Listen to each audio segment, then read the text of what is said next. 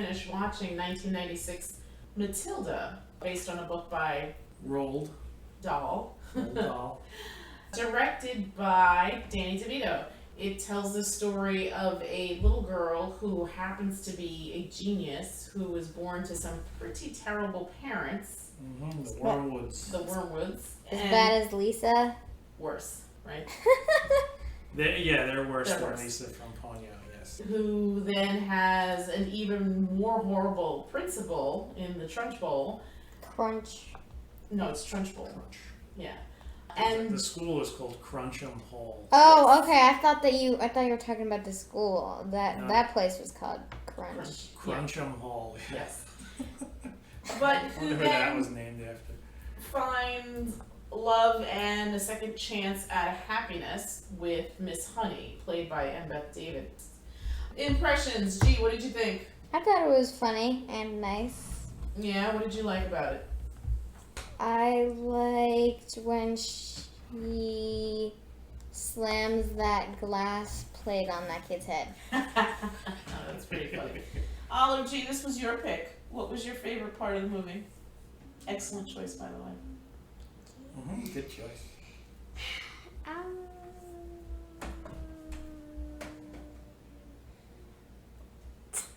His face when he's eating that cake, though. Little Brucey. Bruce Bogtrotter eating that cake. Who was your favorite character in the film? Matilda's pretty awesome. What did you like about Matilda?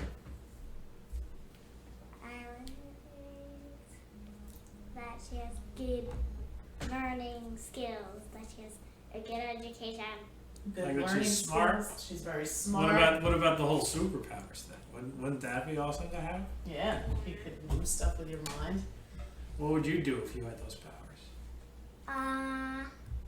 I would probably clean my room a little quicker. Yes. That would be excellent. That's a Yeah. great use of your I powers. love that you're using your power for good. Using And your maybe do powers your to make chores your mom quicker. and dad happy. And cook dinner. And cook dinner. Ooh, I love that. Yeah. And what else? She was a very avid reader, sort of like you, G. Mm-hmm. Although she was reading stuff you had no interest in. Well, to be fair, Moby Dick is not a good novel. I don't care what anyone says. I will die on this hill. I tried reading that. I was like, I'm going to read the classics this summer. And I picked up Moby Dick, and I got up to the chapter where they just started describing whales, and I was like, oh my god, this is so boring. I didn't even make it up to the white whale part. I too tried to get through that book. I think I had to read it for school, so I think I did finish it, although I couldn't tell you jack squat about it now, but I remember just being in utter, complete agony forcing myself to read that book. Although the movie, I've never seen it. My favorite part of Moby Dick is when Gregory Peck goes insane. Saying at the end. Yes. Anyway. Let's go back going to off on Matilda. tangents. What did you think? I've always loved Matilda. Way back when it first came out and I saw it, I thought it was great. It's a fun movie. I love when there's no like kid's glove. It's like you're dealing with Roald Dahl. He writes in a very, kids aren't getting off easy in a Roald Dahl book. Yeah, there's torment going on. They're living through hell. Everything is filthy and everybody's stupid and all sorts of craziness is going on. And I always thought that Danny DeVito, he has this image of being, this crass, smarmy. I wouldn't even say smarmy, just rude guy. And from way back in the Taxi days, Louis De Palma, he has that voice, he has that demeanor, that physical shape of his. He's just the guy to do a Roald Dahl book. Yeah. He's not the greatest filmmaker in the world. Well, I'm not going to put him up there, but... Yes, this didn't look like an Orson Welles movie. No, he wasn't going for any fancy shots or anything. It had a very... we're making this movie on the cheap, but he's getting as much bang for his buck as he possibly can. He was great in it. Rhea Perlman. Excellent. Mara Wilson. Who was the lady that plays the Trunchbull? Pam Ferris, who is just amazing. Just terrifying. This big hulking woman with like just terrible teeth and. Yes. Her teeth were really disturbing, actually. They were always dirty. They were always dirty, and everything she said, everybody was a pustule. Everybody was the verbiage filthy. was The insults she was hurling at these children. Oh. And the hatred she had for children, especially if they had pigtails, was crazy. When she like just basically hammer throws this little girl through the air to the point where she almost is impaled on the spikes. I mean, no children are actually hurt in this movie because it's still a kids movie. But oh my god, like I said, no punches are pulled. This is just fun. Yes. I love it. Unadulterated. Yes. It feels like it's like pre-PC times, I guess. Oh, absolutely. You could, right? If something like that was brought to a studio right now, they would be like, "Oh my God, what are you kidding me? How you're not going to be able to get away with this? Parents will lose their mind." Yeah. So it's pretty funny because I could totally see some parents group or something just writing in and complaining about how awful and just how anti-parent this movie is. And yeah, I mean, although the parents in this were god awful. Yes, god awful. I mean, like I said, they could have just left Matilda in like an alley, and she probably would have fared better. I'm sure there's a cut scene where that probably happens. I mean, when she was born, they just left her in the back of the car. I mean, even that. Imagine showing that in a movie now and being like, "Yeah, we're supposed to laugh at that." Yes. No, you can't laugh at that anymore. I mean, people have done that. That child wasn't strapped in. Oh, not yet. I mean, I'm not even getting there. I haven't even thought about not being strapped in. I'm just talking about leaving a kid in the car. True. But what did you think of it? It's one of my favorite movies ever. I've loved it since the first time I saw it. I always wish that Danny DeVito had done more of the actual Dahl books because I think he really hits it on the head. He has that sensibility. Yeah, he definitely does, and I think his humor too. I mean, he's like pretty much known to be a comedic actor, so I think his sensibilities are right there, and I think. This is like a little bit of satire, it's a little bit of black comedy, so I think DeVito as an actor excels in those things. I agree with you, it's not shot like an Orson Welles movie, it's not winning any like cinematography awards, but I feel like his direction, as simplistic as it is, it really worked for this particular film. I was just looking at his IMDb page as far as director. He's actually directed more things than I thought he had, but for this particular instance, I think it worked for the story. And I think we've had this conversation before about voiceover. His voiceover, even though he is one of the characters in the movie, but the voiceover. But he's not that character. He's not that character in voiceover. I was going to say. So it's interesting because. Again, obviously interpretation. To me, the narrator is sort of benevolent. He's kind of pro Matilda. He's telling the story. Whereas the narrator was also Danny DeVito. But in the movie, Mr. Wormwood is just such a jerk to his daughter. Yeah. So it's kind of an interesting juxtaposition, and the voiceover work, much like in Raising Arizona, really works here. Yeah. Like it would have been a completely different story without that voiceover, and I'm happy that it was there. I'm glad they had voiceover to gloss over some of provide a little bit of exposition. If I were to make one, I would say not have it be Danny DeVito. That's interesting. I could see that, but it should have been either a different voice or maybe Miss Honey. Interesting. I actually didn't mind it being him. I didn't mind it at all. I actually liked it because it was almost like a mind screw, because it was like, but you're Wormwood and you're such a jerk, but then, it seems like you're cheering on Matilda in the narration. True, but I don't see this as the type of movie where you need a mind screw. True. You know, True. This isn't like No. Inception or something. It's just straight up Matilda. So that would be an interesting mashup, Inception and Matilda. That would be. I would be curious to see what that looks like. But I agree. It doesn't need it, but I wasn't bothered by it. I understand your point, but it didn't bother me. Oh, it doesn't bother me, but I'm just saying that I think that it could have been a little bit better if you didn't have that, because it is a bit confusing that he's this loathsome character you see on screen, and then you hear his voice, and he's like, it's jovial, like a jovial, friendly voice just describing things as they are. Right. And you're thinking, why is Mr. Wormwood describing Matilda in such glowing terms when in reality he's calling her? Yeah, maybe if he had changed his voice a little. I don't know.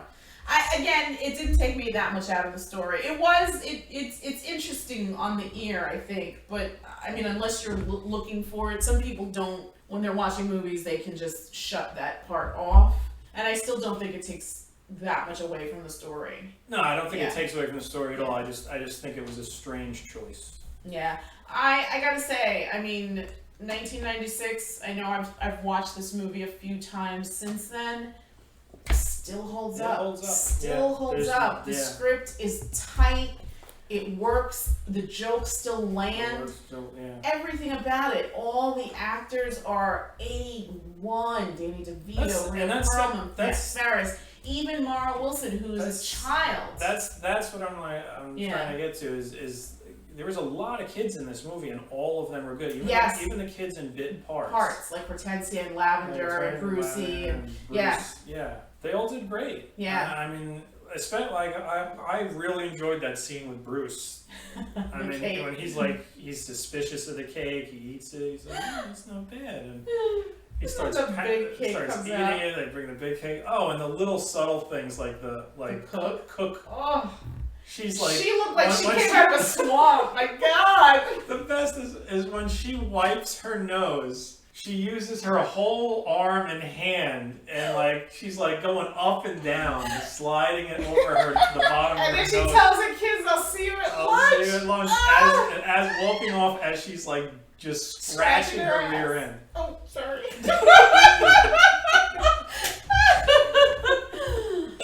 Trunchbull also said that her sweat and blood were in the cake. Oh. And I can totally and you see can believe it. Yeah, you can totally see it.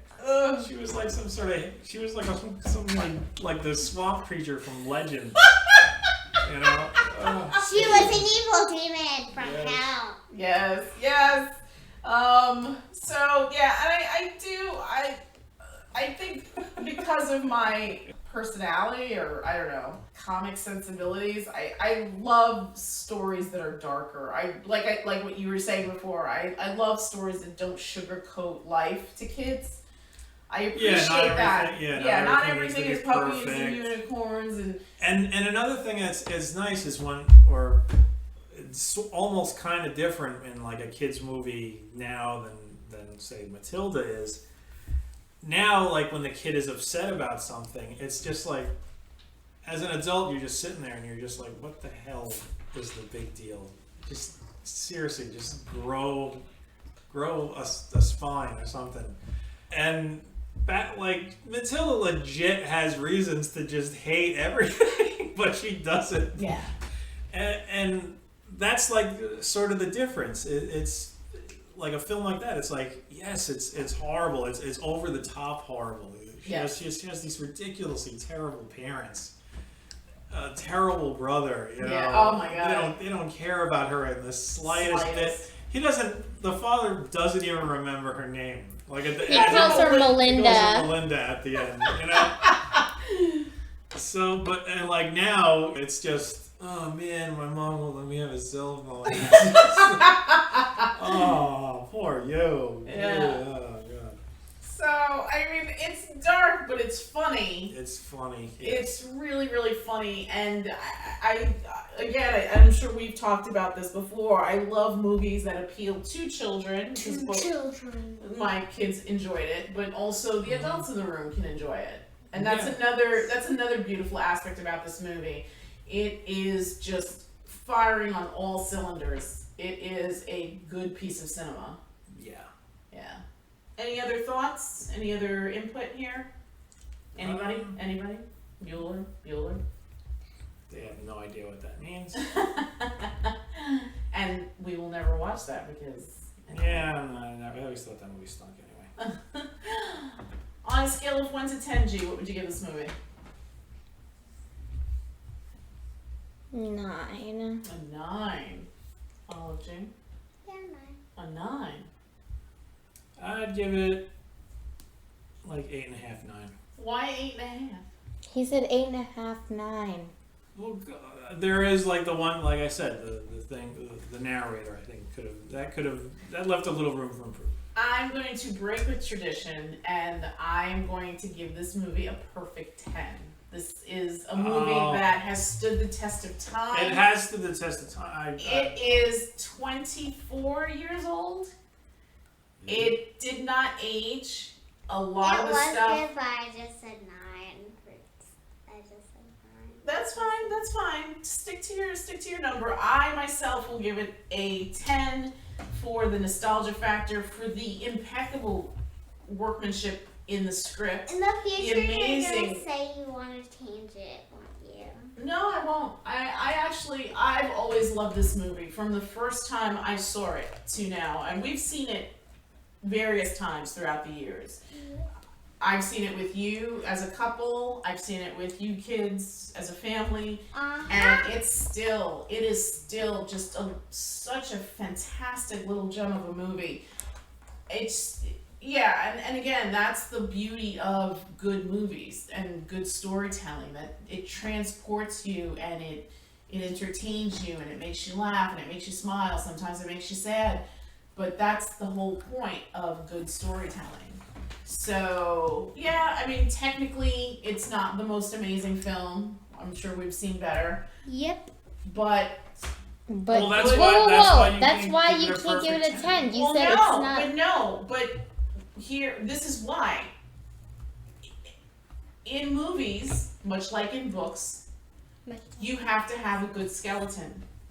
And you flesh that out, you add the rest of it with the wordmanship. And the script to this story, even though it is now 24 years old, still holds up. Somebody could write that script today, and it would be just as fresh and just as funny.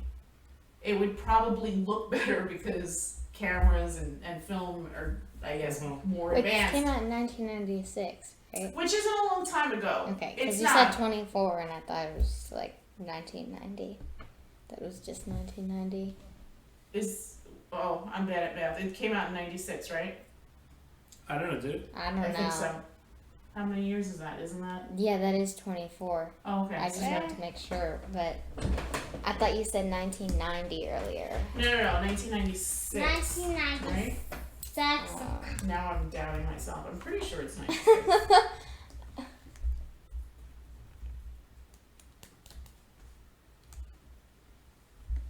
Alexa, did Matilda come out in 1996?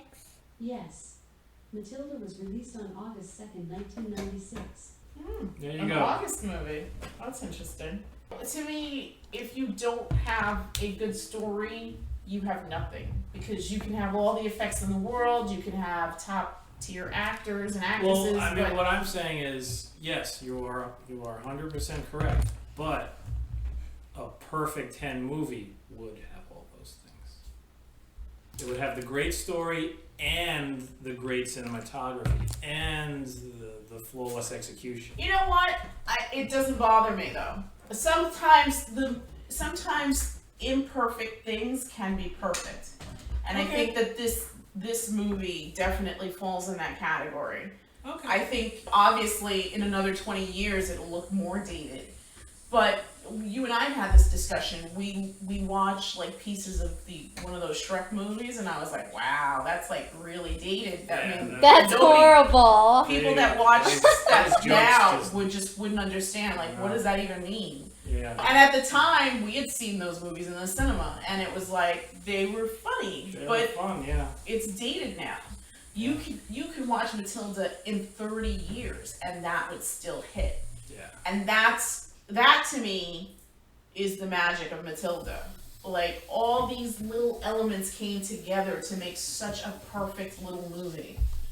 And then again, it doesn't look as crisp as like The Matrix, and it's probably not going to win awards like Citizen Kane, but I think in this particular point, the execution, the love, the source material, the acting, the really tight and amazing script, just all work together to just create this fantastic cinematic moment. So yeah, as far as I'm concerned, it is one of the most perfect movies ever.